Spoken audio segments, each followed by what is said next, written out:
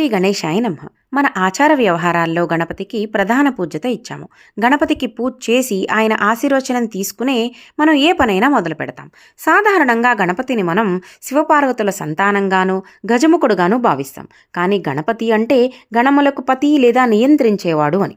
గణా శబ్దానికి చాలా అర్థాలున్నా ఆధ్యాత్మికంగా గణా శబ్దం అంటే ఇంద్రియ సమూహం అని అర్థం. మనలోని ఇంద్రియాలను నియంత్రించేవాడు హృదయంలోని పరమాత్మ. ఆ పరమాత్మకే గణపతి అని మరొక పేరు కూడా ఉంది. మనం పని చేసేటప్పుడు ఆ పని పూర్తవకపోవడానికి ప్రధానమైన కారణం మనస్సును ఇంద్రియాలను స్థిరంగా ఉంచుకోలేకపోవడం. చదువుకోవడానికి కూర్చోగానే కళ్లకు సినిమా చూడాలని మరేదైనా పని చేయాలని అనిపిస్తుంది. ఇవే నిజమైన విఘ్నాలు. అందువల్ల ఇంద్రియాలను స్థిరపరచుకోవడం ఏ పని చేయడానికైనా మొదట చేయవలసిన పని. ఇంద్రియాధిష్టాన రూపుడైన పరమాత్మను గణపతిగా స్మరించడం ద్వారా ఇంద్రియ స్థిరత్వం వచ్చి పనులు పూర్తవుతాయి. అందుకే గణపతి ప్రార్థన.